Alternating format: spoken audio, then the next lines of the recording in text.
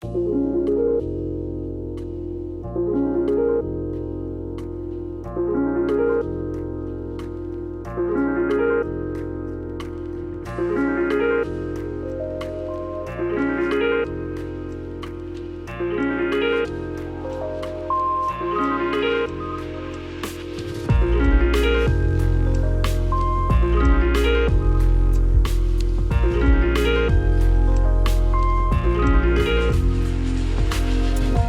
friends and welcome to episode 201 of the Noclip Crewcast. We are so far away. We are the furthest we will ever be from a future episode where we rank 100 videos.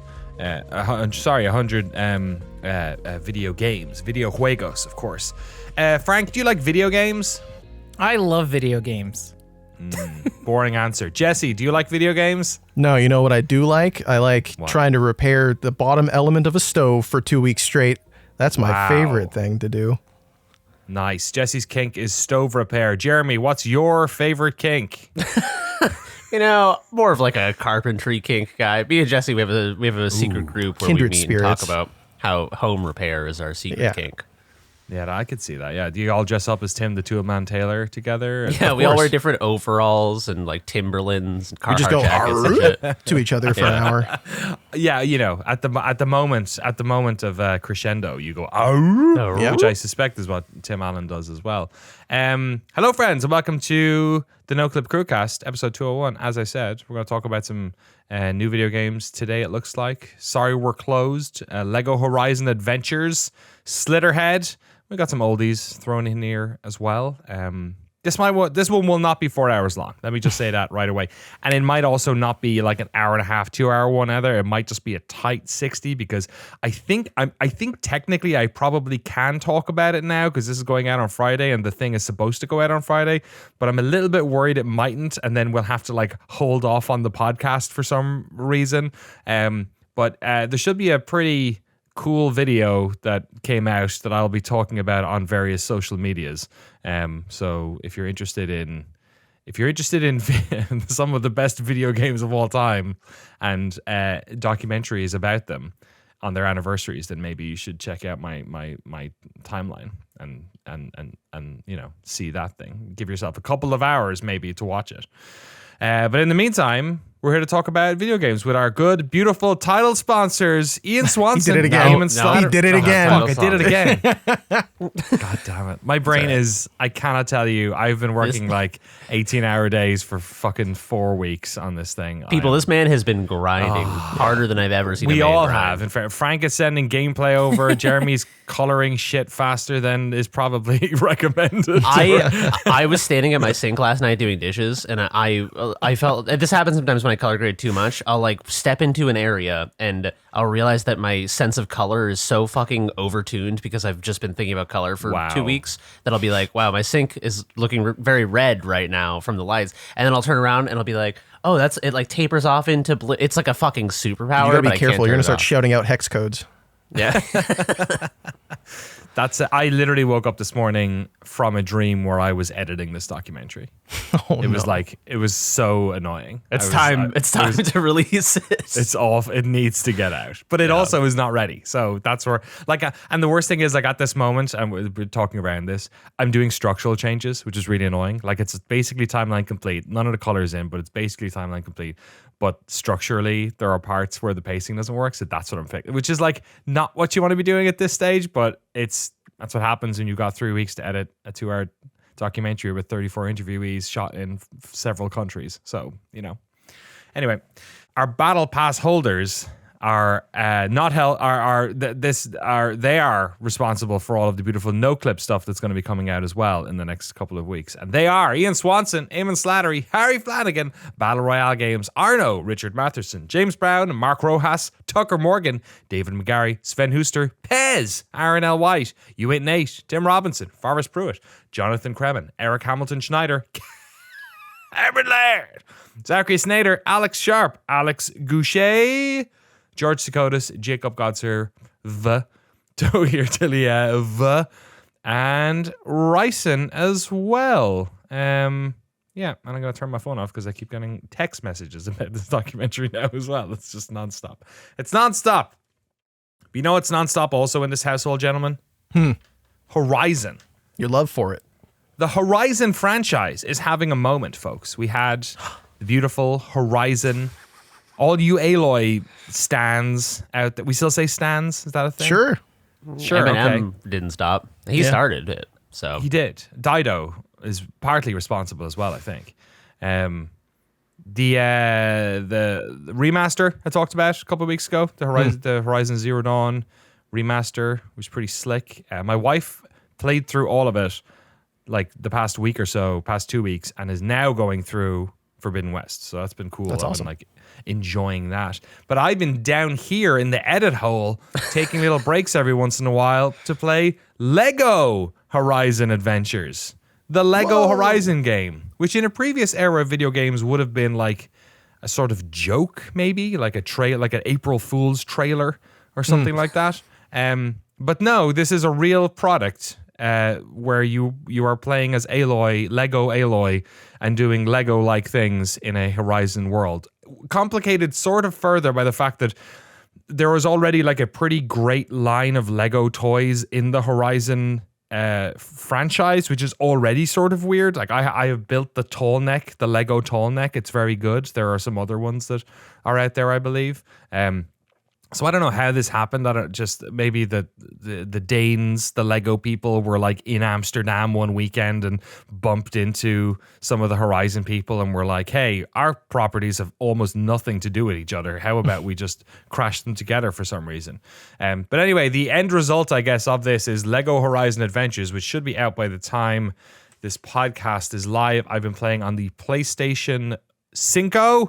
It's also coming out on Switch and Windows as well. And I feel like I just want to open this up to questions because I'm like, I don't know how to really explain. It kind of is what it is in many ways. It's the Lego Horizon game, but I'm interested in like, do you guys have any? I don't even know what questions you'd ask because I played this game and I was like, this is exactly what I thought it would be. Right Jesse away. clearly does too. Yeah, I have like a million, but the first big one is Lego games. I feel like go one of two ways. Either it's a game where you're just beating the crap out of things and collecting little Lego pieces, and then a story cutscene happens, or it's a game where you're doing a lot of very specific actions with the Lego pieces. Is this lean more in this is retelling the story of the Horizon games and you're just punching stuff, or it's that? Yeah, okay. It's the first that answers my question. Like to the point, like it's also like sort of changing some of the story. Like you start off and you are basically like it's Rost doing the VO, like your dad's character from the first game is doing the voiceover, and like he's in it, and like it's all about Aloy going to like talk to the matriarchs about who her mother is. So it's kind of the start of the first game, but it's also like removing the proving entirely, you know, that sort of a competition they have to do, the rite of passage, like that's just not it's just like, oh, she's just going to, and then they all get kidnapped by the guy. They all get kidnapped. What's his name? He's not Hades, whatever. Hades in the second one. Helios. How do I remember this shit? I guess I just played this game. But anyway, they get captured by Helios and then they all get carted away. So it's kind of like the story of the first game, but they've obviously just like sort of simplified the story a bit and Lego-fied it and whatnot. But no, you're principally like going through and it's combat. It's interesting combat in that it does a lot of like you're firing arrows, but if you fire arrows, sometimes there'll be fires like in the level, and you can fire your arrow through the fire and it'll catch the arrow on fire, and then so you can burn grass and you can hide grass. So it's sort of like tactical fun combat. It looks incredible, I'll say that. It looks like the Lego movie. It's like everything is so like the cutscenes feel like they're straight out of a Lego movie. Like they're really good, and in the gameplay itself, like there's a thing where you can collect different tell me if you've heard this before in the Lego game, but different outfits and stuff like that, to the point where you can dress her up in like, here's the Nora stuff, and here's the Banuk outfits, and then also here's like a F1 race driver and like a construction worker, like Lego shit, right? You can put her in any type of Lego stuff. You unlock them all, but they all look incredible. Like they all look like they are. Remember that Lego Builders? No, what was it called? Remember that game? That was like the isometric one where it was like a story about like a dad and a Builder's son. Journey, right? Isn't that what it's Builder's called? Journey? Yeah, it looks like that. Well, maybe not that so tilt shifty as that, but like it looks in that realm. It really looks incredible. So here's my question: Is Horizon obviously big open world game? Lego games obviously like constrained, sort of semi-linear, tiny levels. Does this just like Lego gamify the flow of the game into a bunch of little vignette levels or something? Correct. See, everything you're assuming is what this thing is. Yes, exactly. Like the levels they're open insofar as, they're not Prince of Persia levels or, but like, yeah, they're, like you said, they're areas that are, what would you call them? Like in a previous era, we would have just called them levels. They're just like, exactly. You can take different paths if you want in them in terms of the combat, but there is a way in and a way out. And when you go through the way out, it fades to black and the new level loads up and it's a new little thing. And some of them are more combat focused and some of them are more exploration focused. Like the thing that I've been getting from it's in many ways it's like a simple game. Like that whole Lego thing of you're not really sure if this is for kids or for adults, and it sort of lands somewhere in the tween zone sometimes. Like me and my daughter played the Lego Ninjago game together, and I think another one, and they're like kind of too hard. Like she's 6 and she's not great at playing with controllers, right? So they're kind of tricky, but they're like not so interesting for adults either. They're a little bit basic, and like gameplay wise this is kind of basic, but I've been enjoying it because like similarly to Astro, it's not as good as Astro. I played a lot of Astro over the past couple of weeks too. Those are basically the 2 games I've been playing, and I am complete now. I'm head over heels with Astro Bot. I'm like, oh no, I get it now. It's like this is pretty amazing. In a similar way, I'm loving this because I really like the world of Horizon and I love the art style that they've gone for here. And I think the dialogue and the voiceover is actually very funny and good. Like all that stuff is really well produced. Gameplay wise, it's not the most, challenging thing for a 38-year-old who's been playing games nonstop for 30 years. But like, otherwise it's, it's keeping me along, and it has drop in, drop out co-op as well, which is probably everyone assumes at this stage. But and that's online or local as well. I thought you were gonna say it's keeping me alive, and I was like, man, keeping me alive. You need to take a vacation. They should put that in the box. It's keeping me alive. It's keeping me alive. Strange, like best game of the year. Alo's on a great adventure. It's keeping me alive. Yeah, check in on that person with that box quote. Exactly. Yeah, it's a cry for fucking help. Frank, you got any questions about Lego Aloy? Yeah, I was curious, like Jesse said, I was curious like how the gameplay is, because the thing I like about Horizon is like the over the person aiming, like shooting your bow and arrow. Is there any like shooting like that, or is it just the normal hack and slash? Which it's all like isometric. Yeah, that camera perspective is basically, and they do like interesting things with it. Like there's the segment early on where you're like trying to get on the tall neck, and the tall neck is sort of like in the background walking along, and your path to it is changing and the camera is changing with it, like with the degree, like it's doing like a cinematic camera style thing.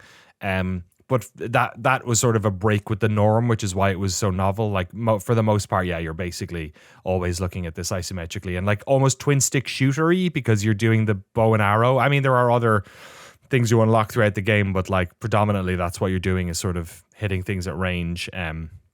There's melee combat as well. They break apart funny. It's not particularly challenging, I'd say. But no, I mean, it's not particularly challenging. It's not challenging at all. One thing that's cool though is like, in the I forgot about this, in the main game, you're like trying to strike certain parts off of the robots. Yeah. They have this as well, but they're sort of more cardinal. Like if you hit its back or you hit its sides, if you hit 3 of them, they'll like explode, basically. They have health bars, but if you hit those, then you kind of get it done quickly, which is, a simplified version of what the main game is, which is if you focus on one of the pieces and it gets taken off, it actually takes off a chunk of their health. Or oftentimes if you use like a certain, poison-y thing or fire or whatever, or electricity, it'll also have those compounding effects on them. And there's some of that stuff in there too. So cool. It's like baby Horizon, you know what I mean? Yeah. My first Horizon. It's kind of how it feels. I really can't say enough about how good it looks. I don't know why, but the Lego movie aesthetic I'm also kind of into, but this feels even more like it's fun to just put the controller down and look at it for a bit. It's very cool. I wish there was a bit more exploration in it, maybe, because there's some things like off the beaten path you can go and like, you know, hold triangle to build a thing. You know, that's like a sort of a trope they have in the Lego games, is like there's a bunch of bricks on the ground and you can build the thing back, and it, you know, it doesn't function as anything. A lot of them, they're just like, you know, old world tchotchkes that like you built a ice cream stand back. You know what I mean? It's funny like that, and it gives you a couple of what do they call them? I think did they call them I don't know. pegs? So Pegs, is it sure. you pegging? Is that Whoa. what this game's about? Aloy's pegging adventure. Different game. Watch out. Not Hades. What's his name? Who's knows? pegging? I don't know. What's the I'm trying to connection think here of between who's. I'm Hades trying to and think of pegging? who she's pegging. Not Hades. Oh, What's the man. guy? Helios. Silas? Helios. Oh, Watch out, Helios. Helios. Okay. Oh, he's getting Silas. Yeah, Helios getting pegged. Yeah, that's it. Horizon. Lego Horizon Adventures. Check it out. I don't know if it's worth it. I got a free code from Sony. I've been enjoying it. I don't know. I don't know how much it costs. But it's more of a kid's. Is it more of a kid? I'm actually interested in reading reviews when they come out, because I don't know if this is a simplified adult game or a kid's game. I really can't tell. Yeah, I've been enjoying it for reasons that have nothing to do with challenge. I'll say that. I know we talked about Playmobil doing licensed games in the past. I would like to propose another one. Okay. Duplo, the Legos that are like 10 times giant. the size. Yeah. But it's funny because in Legos, they're so small that they act as kind of like, you know, ersatz pixels or whatever. But Duplo's so big that Aloy would, like, her head would just be like a big red brick because they're too big. So there's no like fidelity on anything. That's it. Yeah. That's the whole idea. I like it. Yeah, yeah, like the White Stripes video. Yeah. You know? They made them too small. Yeah, They exactly. look weird. Love it. Absolutely love it. Gentlemen, what sorry we're closed? The J Crew have been playing this, and I do not know what it is. J-Boys are back at it yeah. again. Jesse, you want to handle this one, I buddy? don't, because I played Okay. 3 hours of this and I enjoyed my time, but I'm much more curious what you think, because the structure of this game is different from what I thought it would be. Me too. Oh, yeah. Did we talk about this? Yeah, this did. is in our next Yeah, Fest yeah. video, yeah. Next Fest, yes. So yeah, I will keep the general over level pitch of it brief because we've talked about it previously.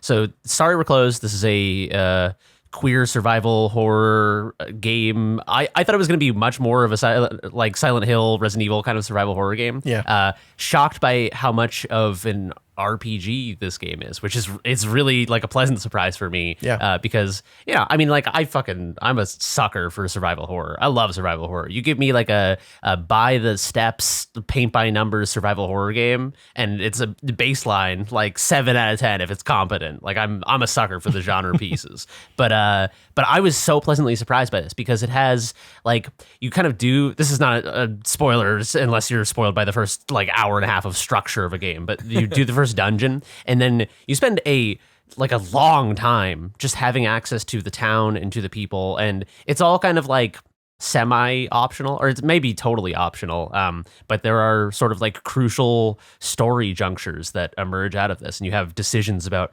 who do you want to help this person, do you like this person, and in order to make those decisions you also kind of have to go around talking to people and getting to know them and getting acquainted with their situation and kind of like the dynamic between these characters. So yeah, really really interesting structurally, but the other interesting thing about this game is I guess there's a whole list It's of a interesting handful. things. Yeah.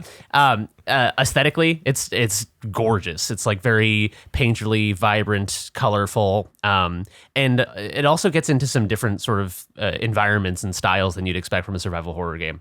It has kind of your grungy, like the first dungeon is like a fucked up Silent Hill ass subway station. And it's like the most Silent Hill 3 thing you could imagine. But then at other points in the game, you're going to these like Baroque Art Deco Victorian hotels for demons and like heavenly kind of neon white insanity, it's got this whole like this just sort of like demons and angels, but like through the lens of Art Deco and like beautiful architecture, and it's just like a very over the top stylized interesting looking game that just plays with aesthetic in ways that I have not seen a survival horror game do.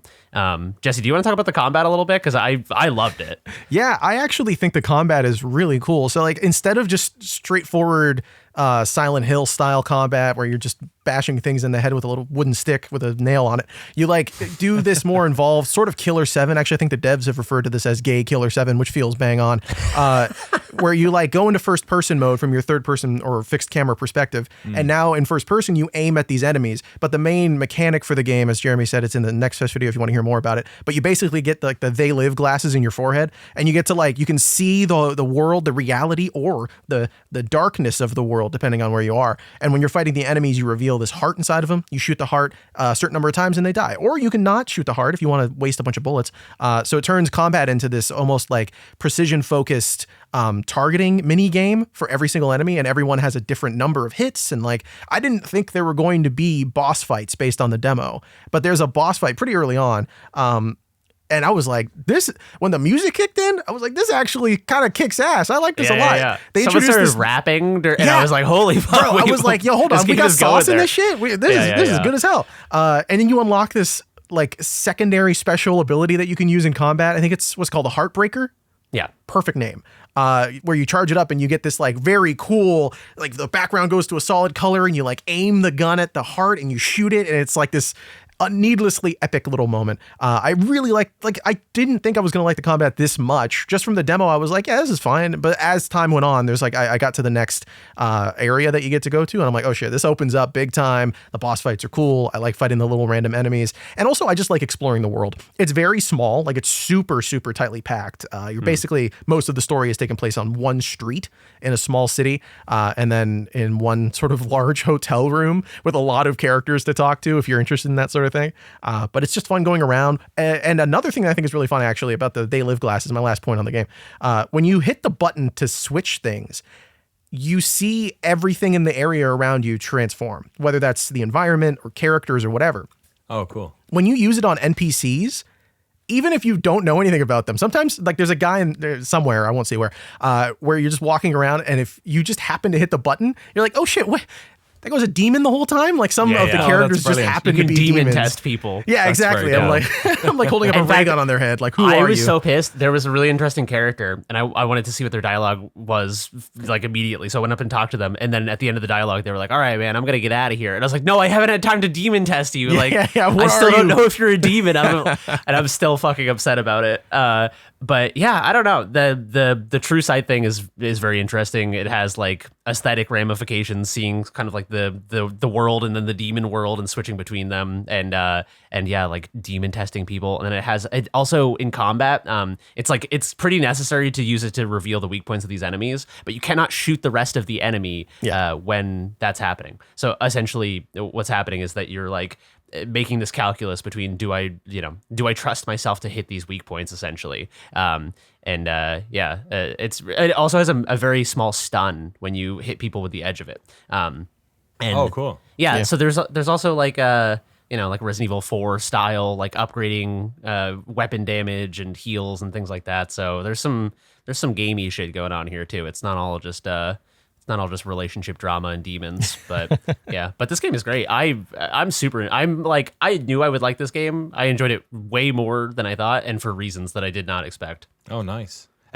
So do you guys know how much it is? At time of recording, it's not out yet, so I'm guessing you guys got codes. I don't know if that's in the email. Yeah, we did receive codes from Strange Signals, the PR for Akupara, I guess, or for them, specifically for the game. Yeah, I don't know how much it's going to cost. Yeah, I'm going to look up in the emails if it's it doesn't.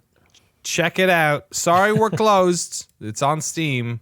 There's a goat in the screenshots, which makes me think of, what game does this make me think of? We talked about this before. You know what it is? It's what's the game that's the lady's name? This is Catherine. Catherine. That's what it reminds me. Very Catherine. And SMT, Shin Megami Tensei as well. There's a lot of that. Persona. Actually, I'm going to jump ahead to the first email, Frank, if you don't mind, just because it seems somewhat related to this. Oh. Jonathan says, "Hey, Noclip crew, I've recently been playing Ultros, and I've never played a Metroidvania before, but wait, really? I've never played a Metroidvania How? before. Fair play. Living under a rock? Well done. Welcome to a whole bunch of amazing games. But the way Ultros tells its story abstractly feels like a beautiful match for the medium. I have been on a bit of a trip recently playing other psychedelic games. Last year I played Alan Wake 2, the VR-enhanced studio games heavily inspired by synesthesia, Res Infinite, Tetris Effect, and Humanity. Lamasoft's The Jeff Minter Story. Lamasoft, the Jeff Minter Story. That's made by our good friends over at Digital Eclipse. Cocoon, Kuchi, is that what it's called? Kuchi, LSD Dream Emulator. I'm clipping and that. Indica. Kuchi, I'm clipping the hell out of that. Kuchi. It got me thinking about the psychedelic games. Frank's losing his Gucci. It feels to me like a here's your new ringtone, Frank. It feels to me like psychedelia can be a motif in games through art style or an inherent part of the game itself. Games feel like a particularly well-suited medium for the latter, particularly in VR with the increased immersion to mirror the psychedelic altered state of consciousness. I was wondering what you thought of this and if you had any further tips for games that look to replicate an altered state of consciousness, and if you think of ones that use it as gameplay. That's a good delineation. I feel like some games are like aesthetically psychedelic, like Hotline Miami is like aesthetically psychedelic, but I wouldn't say the gameplay is particularly psychedelic. Hypnospace Outlaw, I feel like, has psychedelic elements to it as well, both in its art style and in its sort of weird fever dream, of odd personalities sort of gameplay. But what do you guys think? We've talked about this before. Like when it came up with Ultros, it came up with Sorry We're Closed. It came up with what's the speedrunning demon first person shooter? Neon White. Neon White. We talked about that. Do you guys have any other psychedelic games that come to mind? Absolutely. Sound What Self. a surprise. Jeremy has. I mean, I've heard of these things, these psyche, what do you call them? There's a game called Sound Self. This is a VR game. Yes. I'm trying to remember the name of the developer. I'm struggling. It's Andromeda Entertainment, but whatever. This is a game where you... I play this for context. I play this in the GameSpot offices. So as I describe this game, please try to imagine me in a room doing this at work.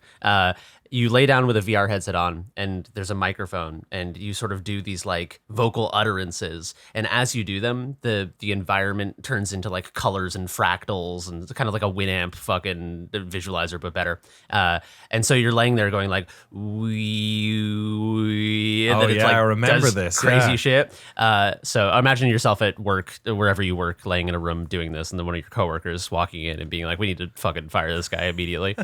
But yeah, Sound Self is really cool. That is a game that is both aesthetically psychedelic and also, very sort of like tuned into like what is interesting about psychedelics beyond pretty colors and twisting lights is an actual change and alteration of consciousness. And this game is like, it's almost like a mindfulness tool or something. It's very, very interesting how it evokes these sort of, exotic states of consciousness as you play it. Yeah, you're reminding me of a couple of games.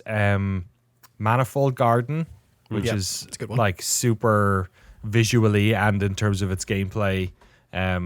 Just like a crazy. You said fractal, and that's what got me there. It's like a Escher painting fractal environment. It's very bizarre. Similarly, what's that game Alexander Bruce made? Non-Euclidean space. Alexander, I gotta look up the. Is that called Superliminal or? No, he made Antechamber. Oh yeah. If you remember that one, because Manifold Garden reminds me a lot of. I was trying to think of the name of that, so that's a good call on you. Yeah. He's working on something new as well. He took like 10 years off the games industry. I think it really burnt him out and messed with his mental health and old general health. Damn. But he's back to making something, so that's pretty cool. That's great. The only one I can think of is Thumper. It's in that same sort of lane of like music and visuals but it's like the only scary rhythm game I've ever played, and they pull it off perfectly. I would say two good ones that are you would not think of as psychedelic games, but I will explain why they are. Viewfinder and Inscription. And the reason being is that they are, neither one of them is particularly visually psychedelic, but they create this feeling of like, there's like a vertiginous feeling to psychedelics where like something will happen, or there's like vertiginous. Vertiginous. There's a shift in like perception that is so surprising to the extent that it feels like awe-inspiring. Like it's like the experiential equivalent of the roller coaster dropping, and you're like, whoa, like that's fucking nuts that this is happening. And I think Inscription does that in ways that play with the structure of games and your expectation for the structure of games. And Viewfinder does it with sort of like spatial subversion of expectation. I was gonna say Cruelty Squad comes to mind because I think by default the FOV is like 150 and everything, like all the colors are inverted, and like I was thinking of like this and like the Hypnospace Outlaw game, like Slayer's X, which is like, these are first-person shooters that disregard reality, and it doesn't even try to ground it. Instead, it's like very virtual, but it's just so surreal and just like, there's nothing to ground me here. I'm just in this insane playground. And so that is very like overstimulating, but in an exciting way too. There is literally a psychedelic tag on Steam, so you can go some if you want it, which I did not realize. Hello Kitty Island Adventure, nice. A couple of other ones are just quick. Like I do think like Superliminal falls under this. I think to what you were saying, Jeremy, The Witness also falls into this in a certain way. 100%. You could argue Myst as well, even at its time, has a sort of an element of that. I think it's just maybe it's more of a something to do with spaces, liminal spaces or something like that. I don't know, which is part of that. But those are the other ones I was thinking of. And then actually, when you were mentioning ones that aren't artistically but might be in terms of their content, did you guys ever play Xenoclash? Super early Steam game, first person. I think it was a Source game actually. Xenoclash 1 and 2 are pretty out there in terms of sort of the themes and the world that you explore. And to that point, also, so is the crazy French third-person game Outcast, which they did a recent remaster of a couple of years ago as well. That's pretty out there. This is one that I guarantee maybe like 3 people listening have ever heard of, but Timothy Leary, the like sort of morally dubious psychedelic guru from the golden era of psychedelics, he released a game, I think in the 90s, called Timothy Leary's Mind Mirror. And it's a text-based sort of, it's a video game, but it's like a tool for exploring your mind. It's all text based. I've never played it. Oh my god! Holy shit! The cover is really good. Yeah. Is it Timothy Leary just smiling weirdly into that orb? No, it's Timothy Leary looking into like one of those HDRI balls that they hold for movies, like staring at. But it's just him looking into it, but it's just like in his house. Yeah. It looks like an accidental, like he had the rear-facing camera on by accident. Like it's like he took a selfie in his fucking living room. Yeah, and that's the cover. Wow, that's wild. We gotta put this. I might have to buy a physical copy of this. Yeah. Timothy Leary is not my favorite psychedelic figure. I think he did probably more damage, as much damage to psychedelic culture as he did invoke progress for it. But this is like an intersection of my 2 biggest interests, which are like psychedelic history and video game history. So I think I need to own this. Maybe I'll fucking do a Let's Play of Mind Mirror. Hey, quick looks back, baby. Yeah. Any other games? My first experience playing Disco Elysium freaked me out so much because like whenever I think when you start and every time you go to sleep, you're just having these discussions with your interior monologue, and it's like, who are you really? What do you stand for? What are your values? And it like freaked me out. It was like, oh god, Frank's like, this is not why I play video games. yeah. I was like, oh shit, I played to disassociate from those thoughts. Exactly. I think Katamari is pretty psychedelic. I was thinking Katamari. I was waiting for Frank to say it, honestly. Katamari playing with scale and with like the changing of scale. I think that's very like it's like the Alice in Wonderland effect, where it's like the am I shrinking or is the room growing? Yeah, Watam as well, and Nobby Boy. I mean Psychonauts 2, I think is it's very it's a bit sort of psychedelic, with a it's like I don't know, how do I say this without being mean to Psychonaut? It's like obviously psychedelic, like it's using psychedelia as like the theme, not as the it's called Psychonauts. Effect. Yeah, exactly. So Psychonauts is also the term that many people who use psychedelics for introspection self-label as. Right. That'd be a very different video game. But yeah, great question, Jonathan. Hope those help.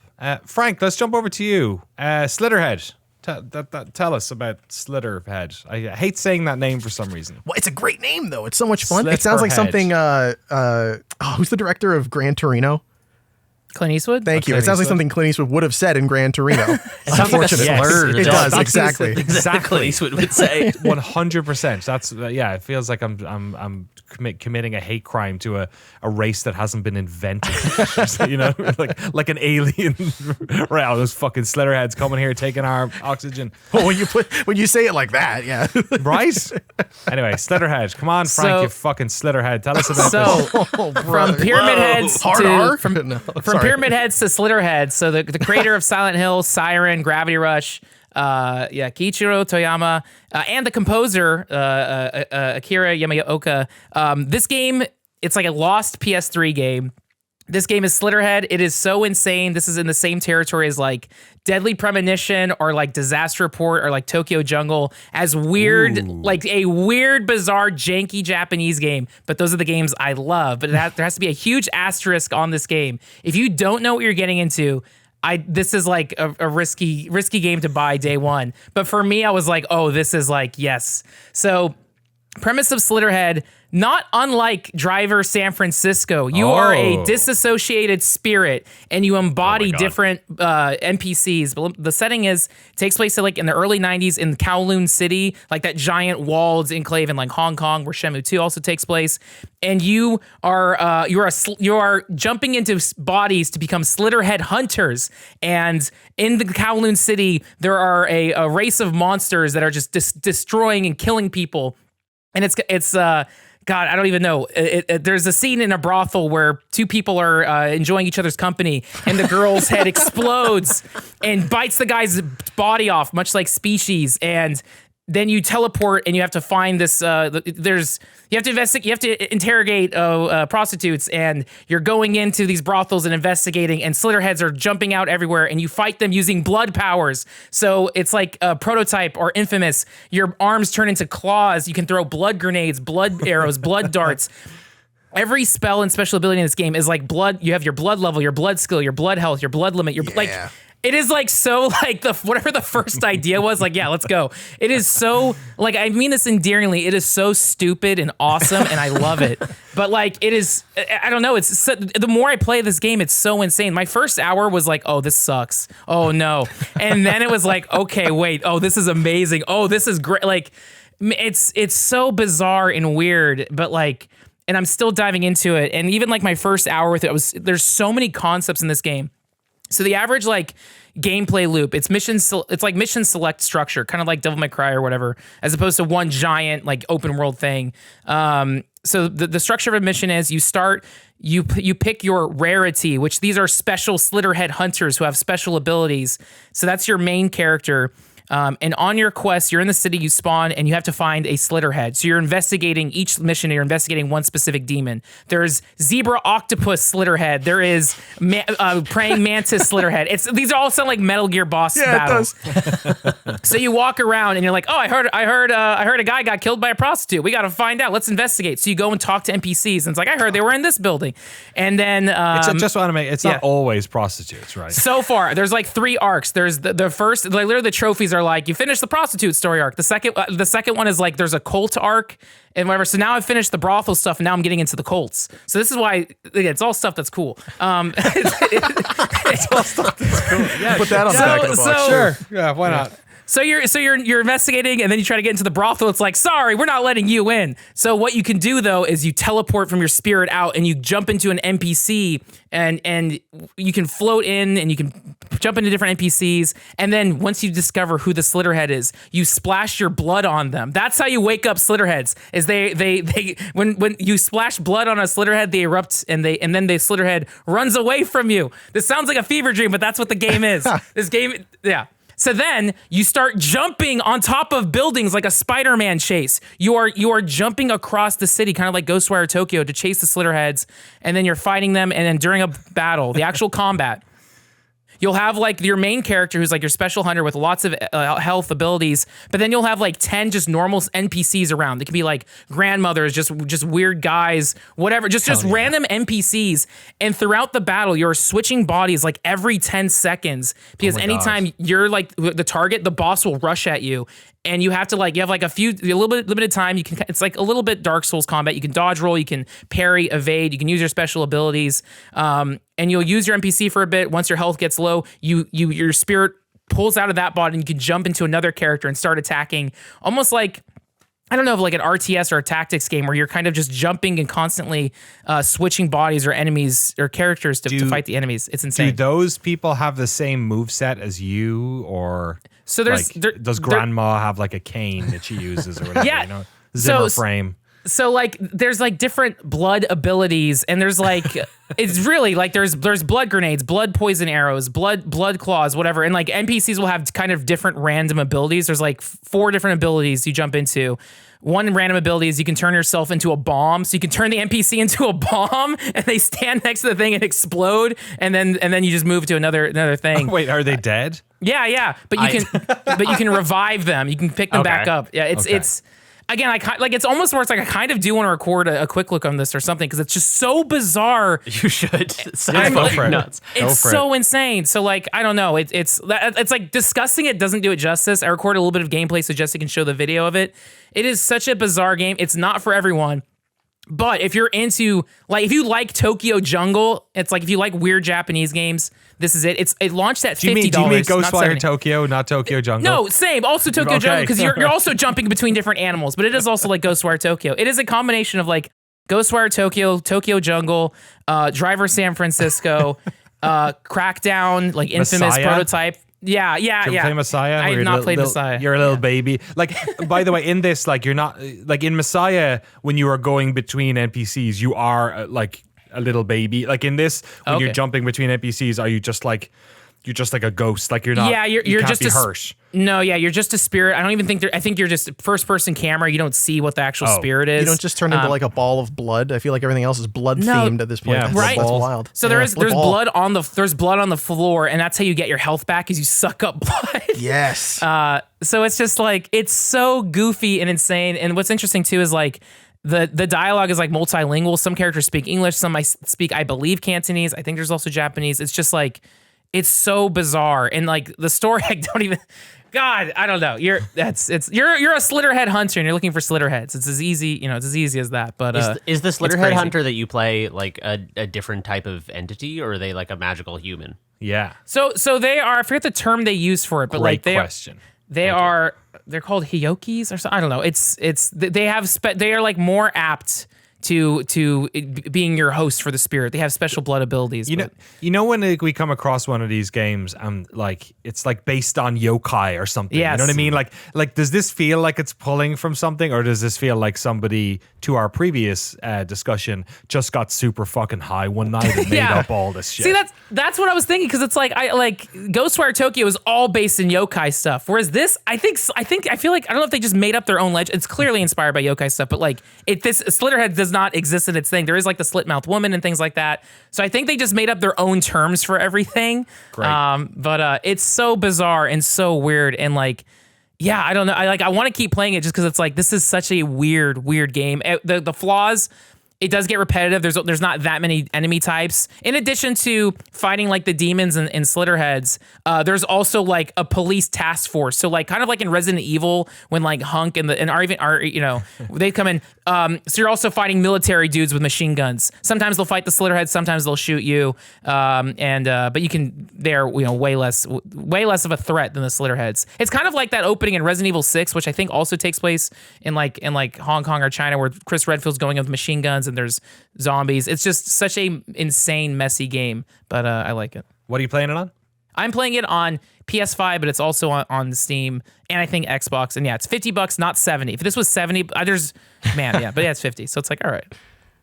This in the wiki it says that the director also credited the movie Chungking Express with inspiration, which is such a funny place to be inspired for like a horror game. I imagined it's more about like environments and stuff than like the simmering character work of Wong Kar-wai. Well, actually, there's like cutscenes, and like in most of the cutscenes, people are smoking cigarettes, and like there's VO, so it is kind of like, there you go. All right. Yeah, no, I wish there were blood cigarettes. No. But it's so cool because it takes place in the 90s, so every NPC is just smoking cigarettes, and they have these cutscenes where like the spirit's talking to these girls, and it's like, who are you? What do you want? I'm looking for Slitterheads. It's like, it's so ridiculous. awesome, man. I It gotta sounds play this. sick. And there's one guy who rides a motorcycle named Alex, and he has a blood shotgun. So you can do a spell that's called like a blood well, and like it's like a blood gravity well where you put a thing of blood and all the enemies get sucked into one thing, and you can blast them with your shotgun, and then you can. Yeah, it's called Blood Shotgun, and it's like this is so weird and cool. And then once your health gets low, you zap over to this like uncle smoking a cigarette, and he throws blood grenades, and you zap into a grandma, and she throws blood needles. It's like and Watch just Dogs like, Legion, but it's a horror game. It's just it's so weird. It's so weird. And at one point you can be a dog, and you use the dog to smell. So you're tracking like a bloodhound. You're tracking down the Slitterhead. Bloodhound. It's Very just- good. Very good. It's awesome. Very good. Yeah. So wow. it's, They just like fucking control F blood in the dictionary. I feel like there was a design meeting when they were making this game where they're like, we just need there needs to be some sort of cohesive element, and someone just wrote blood on the whiteboard. Like, we fucking got it, boys. Wow. Slitterhead. There you go. Check it out now on Xbox, PlayStation, and PC. Jesus. Look, let me quickly, I guess, you mentioned half the games you mentioned are the best thing I've enjoyed about Astro Bot. Yes. Look, a couple weeks ago, I was like, did people not get, Astro, the last Astro, where you did all the PlayStation stuff? I get it. They have brought this to the next level of corporate copyright character love. I don't know. Like, it's my favorite part of this whole game was when there's all these like secret levels you burst into, and you're finding all the bots, and the bots are all themed around. A lot of them are themed around characters. Some of them are just default bots. Some of them are themed around characters from different games. And then there's like these secret levels, and then there's like full levels that are thematically based around other games. Like there was a God of War one, and I don't want to like spoil too much of it. I'll say the two ones that I really liked, and cover your ears if you're going to be, spoiler sensitive for these ones, but I don't think they're probably the most crazy ones that people are talking about.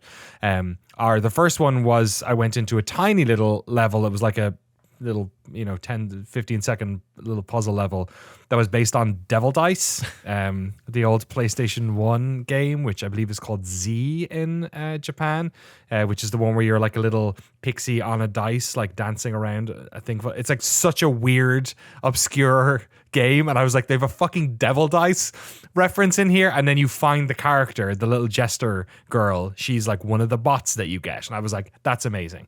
And then when you unlock the bots, they all go back to your little home planet. And then the gachapon machines that were in the previous game, where you basically just crank out like other unlocks and stuff. Now what they are is like, it's like you unlock the bots. The bots all live in your open world. They all like find a place to hang out. And that like all the God of War ones are together, and all these ones are together, and yada, yada, yada. And then in the gachapons, you unlock the basically little like sets for them to interact with. So like one of them, I had Jill Valentine, and then the set that I interacted with was her hiding behind a door, like saying like, don't open the door, don't open the door. And if you walk around it, there are two like little puppies behind it. It's like, it's silly reference shit. It's reference porn. But some of it is so obscure and weird that you can't help but love it. Like the other level that I ran into was, and I was playing with my daughter, and suddenly we saw it like transported us to a whole new, we found like a Loco Roco thing, like bot. And then that bot unlocked an entire Loco Roco level. And she was like losing her mind. Like that was, Devil Dice was for her old man, and then Loco Roco was for her. So it's just so fun because, they keep, and I mean, like outside of all just unlocking, your favorite copyrighted characters, the level design is just completely insane. Yeah. Like, it's definitely in my top 10 for the year. It's. I was gonna say, is this unbelievable. goaty material? 100%. I need to It's start grinding out. I games also I've missed. think that's the Yeah. case. It's up there for me. It's just it's such a joyous video game. We dogged on the corporate stuff, but obviously the studio really appreciates this stuff. They love it. They want to keep the legacy alive. So them including it is awesome. But then even outside of that, detached from all of that, the gameplay is just some of the best levels, period, from this year, from a platformer. Yeah, it's anything. Like, it's like easily in the conversation for like best platformer ever. It's really like just every level has its own weird. Like they're not all knocking it out of the park, but like so many of them are like, oh my god. Like there's the ones that really blow my mind are the the time stopping ones are just insane, because you'll have like bosses that are like throwing objects at you that when you hit the time slowdown thing, you literally can jump on the projectiles they're shooting at you to get to them. Like it's doing really crazy stuff all the time. It's so novel and interesting, and yeah, like it's so Moorish. Like all that unlocking bot stuff is very dopamine hitty, but like when the game is good, it's like, sure, like I'll replay this level again to unlock, to get all the bits, because all the stuff in this level is awesome. And yeah, and the references are like, if it was just like, hey, look at all these. Yeah, I'd be like, yeah, exactly. But it's the fact that they're putting in like fucking I unlocked Vib Ribbon, and I was like, I told you. And honestly, I think Devil Dice might be more obscure than Vib. When I saw that one, I was like, and they did a level for that, and I was like, that is crazy. I think it's because I think that game series was a bit bigger in Japan. There's a couple of ones that didn't make it over here. Somebody should 100% do a Devil Dice remake or something. That would be. It's a fairly simple mechanical game, but it's got such sick vibes. It's so good. Yeah, it's really good. Really like it. Anyway, that's for our Game of the Year stuff. I will play it for Game of the Year, and I will chart the exact moment, the exact reference where my heart melts, where my hardened, caustic heart is like, I'm like, oh my God, they put that game in, and then I'll be cracked open like a walnut. Yep. That's 100% what it is. It's like the fucking Ratatouille moment. It's just, you're like, but I'm just the guy from Ratatouille. Yeah, but it's like a fucking minefield where you've been avoiding the whole time, and you'll be 4 hours across this fucking nostalgia minefield and be like, I made it, and then you step on like, I don't know, what's a PlayStation 1 game that makes your bottom lip wobble, because it's probably in here. I don't know. I'd have to think about it. The Tokyo Jungle Dog is in here. Okay. I was like, Kodelka characters in my Astro Bot? What the heck? They dropped Kodelka on me. Like, what the hell? I would be fucking losing my shit. Maybe the fucking guy, what's his name? Tim, what is it? The guy with the fucking Timothy Leary, maybe he turns Maybe he shows up. Is there a Mind Mirror reference? Is Blasto in there? Who's Blasto? Blasto was like a 1996 like launch PlayStation game with like Phil Hartman. Oh God, yeah, that which one. was Oh yeah. I have not seen Blasto yet, but who knows? They have like all the costumes as well. There's all costumes you can dress up in, and like Jack and Daxter costume, and like a cow for some reason. They're still putting out levels too. The time trial ones. They're so much fun. Are they? They're putting out new. Yeah, ones? with more bots in them. Like they just put the Helldivers in one of them. I was like, oh man, whoa. Oh man, that's cool. Yeah. Frank, talk to us about Red Dead Redemption for a minute. Yeah, I was just, this was honestly like after the election and last week, I was like, man, I don't know. I just need to just dissocieate and chill. And I want to go back to a time in America where everything was great. Is that what you're thinking? Yeah, I was like, you know what? But I was looking at my games in my library and I was like, oh yeah, Red Dead. Like, because honestly, Danny and I, we had a conversation recently about like all like the Rockstar games and stuff, and we were talking about like Red Dead Redemption 2, and I was like, oh yeah, Red Dead Redemption 2, I want to eventually one day replay in my life. That's like a 100-hour game. Yeah. Red Dead Redemption 1, I feel like you can play in like 20 hours. And so that's just been the game I've been kind of booting up at the end of the night, because like playing that linearly, like, all right, what's the closest chapter, like closest mission on my map, do that. I played Red Dead Redemption 2 through quarantine, and I forgot like how cozy it is, just riding your horse, hearing the ambient guitars, shooting birds out of the sky, skinning horses. It's so sick. You can skinning horses is sick. It's the blood splatters on the camera.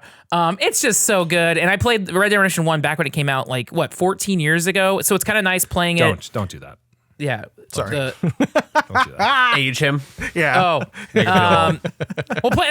Playing it today with like more context of history. Like since 2010 and 2024, I watched Ken Burns' Civil War documentaries. No, whatever. Like just having a little bit more context for 19th century America. It's better to appreciate it. I don't know when or whenever the hell GTA 6 will come out. I bet before GTA 6 comes out, I can play Red Dead 1, GTA 5, and Red Dead Redemption 2 again, because I want to play all those. But it's just a cozy good time. Are you playing the new re-release? So this is I'm playing the PS4 version, which came out okay. August 2023. But I think this is also why it subconsciously came up because this just launched I think a week or two ago on Steam for the first time ever on PC. So I think people posted screenshots and cutscenes, and I was like, oh yeah, Red Dead. So I think that's why this came on my radar. So yeah, it's finally out on PC. This does include Undead Nightmare. There is no online, which I miss, but I get like whatever. Like, but just the shooting in this, riding horses, it's a good cozy time. So this was just kind of just the random game I was playing for fun, unrelated to like game of the year or any work stuff. It's like, oh, this is just it's like, I'm very hesitant to replay games just because like, oh, time is so limited. I want to play new games or games I haven't beaten. But man, Red Dead is like Red Dead Redemption 1 specifically is like one of the best games I've ever played. So coming back to play it, I guess that it is just a cozy game just to like, let me just relax and not think about the present, literally, like by being back in time. So it's a very, very good game. Just spend the next 4 years playing that. And you'll yeah. Take your time with it. I fucking love Red Dead 1. I think as much as I think Red Dead 2 is very, very impressive and massive and all these things, I think if you examine the narrative structure of Red Dead 1, I think it's like it stands alone as a piece where it's like, I think Red Dead 2 is great because you have the association with 1 and it's like, oh, cool, I get to see more of this and it fleshes out the story and stretches things out and explores it. But Red Dead 1, I think, could be like, you could make that narrative into an old Western, like a spaghetti Western, and it would hold up. Like, it's just rock solid fucking storytelling and cool structure and like hunting down the old gang and stuff. It's just fucking badass and simple, like Western stories are supposed to be. I love that game. Yeah, Red Dead 1 feels like a really good, like, 3.5 hour long Western, and Red Dead 2. And I really, really love Red Dead 2. Like I prefer Red Dead 2 to 1. But in terms of its narrative, it almost feels more like an anthology of sort of all Westerns. Like there's a lot of different Western movies in it, in the same way GTA is sort of like an anthology of like 80s and 90s movies. You know, it doesn't have the same cohesion to it. Yeah, it lacks a little bit of the focus that 1 has, which is it's part of the. I would probably say I prefer 1, just my personal taste, but I think 2 got a little bit like some of the missions are just like very serious Western storytelling, and then occasionally you get like an episode of Bonanza. You know, it gets a little too fucking. I don't know. I mean, it's a huge fucking game. Obviously, it can't just be like all serious for 100 hours or whatever. But it tickled the bone. I talk about it too much probably, but the whole thing of like I recognized it like exploring worlds is like something that I really, really like in video games. And what I really liked about Red Dead 2 is something that I don't think I've seen many other games do this. Maybe games like interesting. I wonder like games like Deathloop maybe where you replay an area over and over and you get to really know it. But in Red Dead 2, it's a big open world map, but it really felt like you spent a lot of time in one area and got to know it and got to know the people. And then it brought you to another area, which like in terms of getting across the map is probably not that far, but it felt far. Like when you went from that first town where your camp was over to the next one, and then up to through the the bayou up to New Orleans and all that, and then by the time you got to when you get to Saint Denis, like, oh my god, like all that stuff. Did I say New Orleans? Yeah, what is it? Saint Denis? Is that what it's called? Thing, yeah, I mean, that's what it is. And then when you end up getting to like the desert, which to me, and most of us probably is like Western, right? Like it felt like those areas just felt like you'd really spent time in all of them, which is something like. Even in GTA 5, which is a game I really love, the world in that game felt like the playground or the backdrop to the stuff that I was doing. Whereas in Red Dead 2, it felt like every corner of the map, I had these like very specific memories of like, oh, that happened at that street corner. And you don't get that in a lot of open world games. And I think I really enjoyed that about it. It feels epic because you've just spent, you're up in the mountains then, and then obviously what happens in the end is, with all the stuff, so good.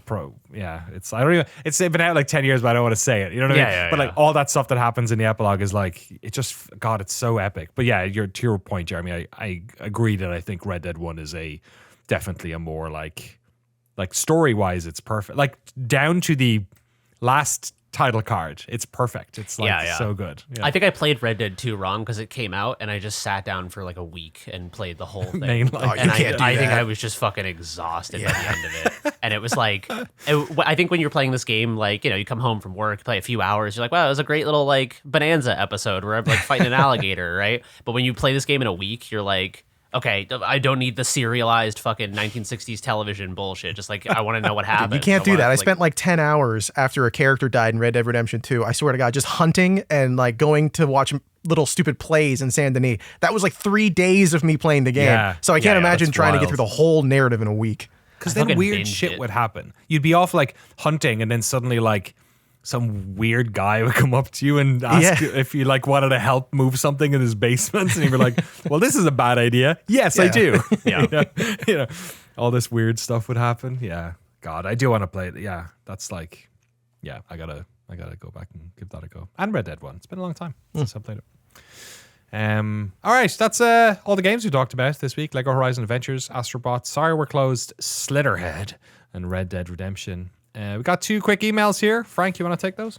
Yeah, and if people want to send us emails, write to us at podcast@noclip.video or in our Patreon Discord in the podcast chat. Our first question comes from Mikhail. I have a question for the pod. My wife has expressed an interest in trying a CRPG, and the 2 choices we've whittled it down to are Baldur's Gate 3 and Disco Elysium. What advice would you have for introducing someone who is a non-gamer to those genre of games, and which of the 2 games would you recommend she starts with? It's got to be Baldur's Gate 3, right?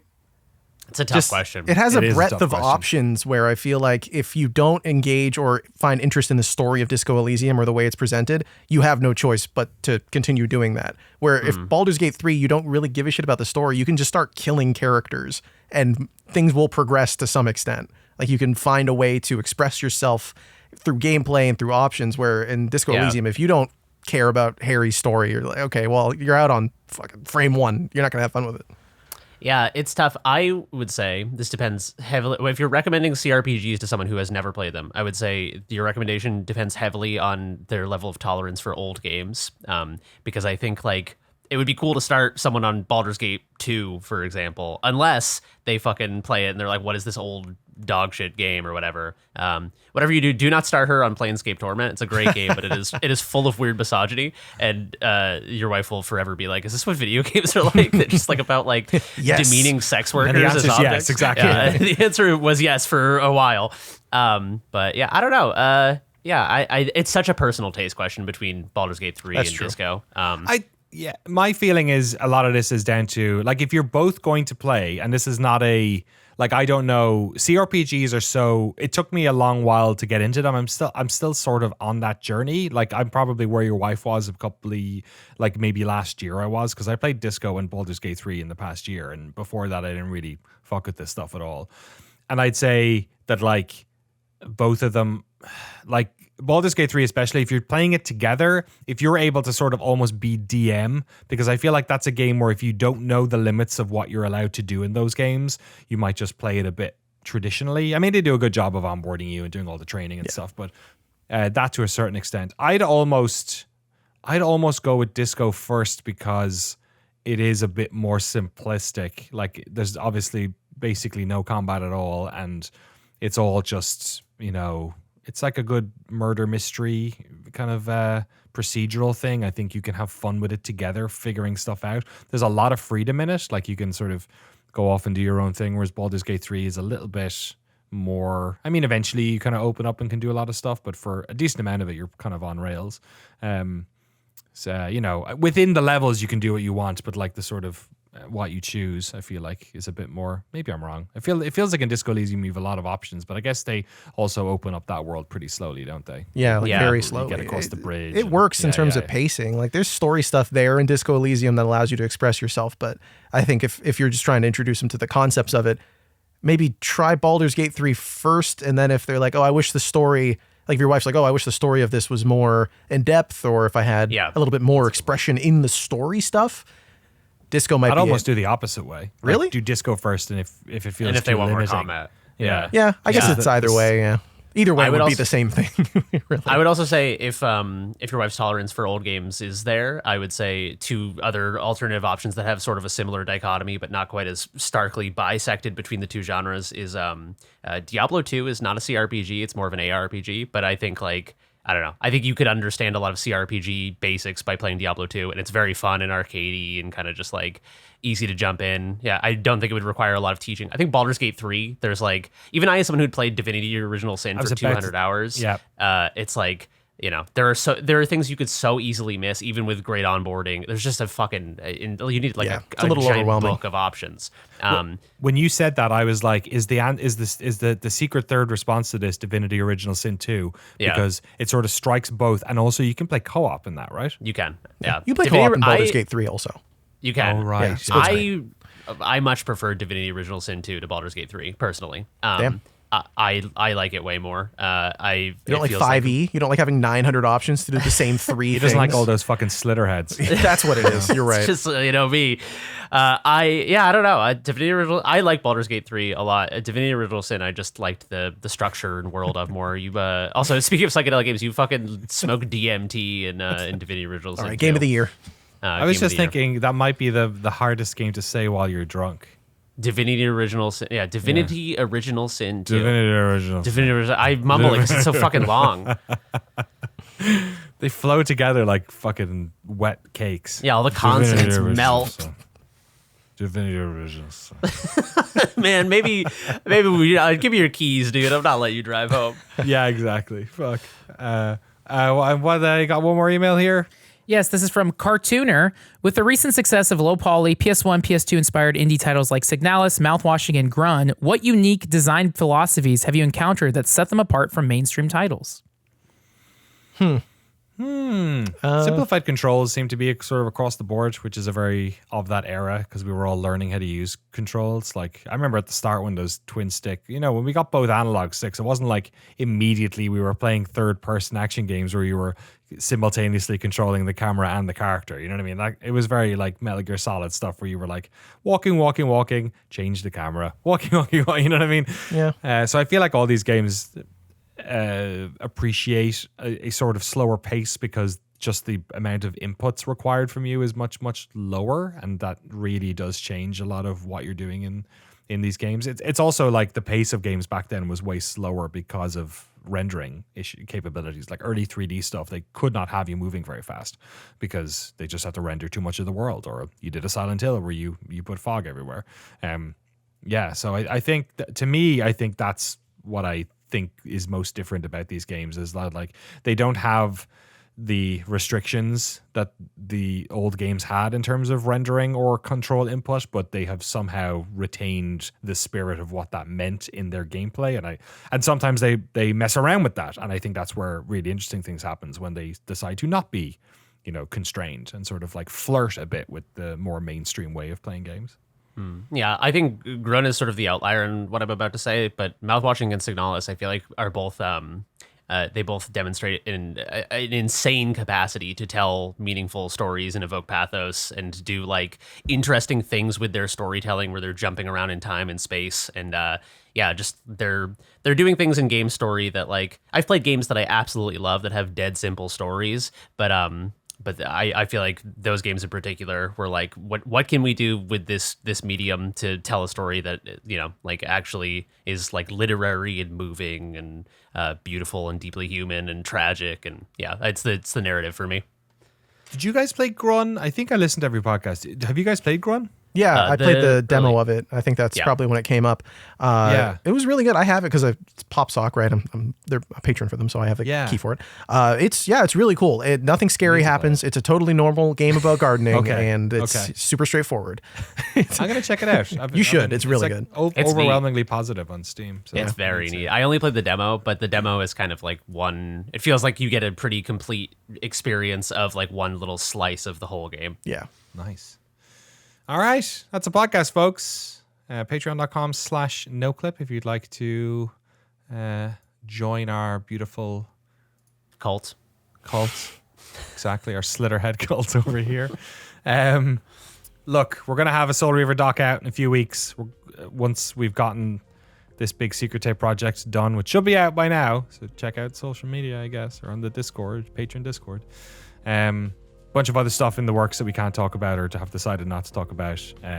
So keep your eyes peeled for some of them. Some games we've been talking about today, actually, interestingly enough. We have documentaries on, which is really going to just open the Pandora's box of people wondering if we're doing a Red Dead doc, which we're not, I wish. I wish. One day we'll get those motherfuckers.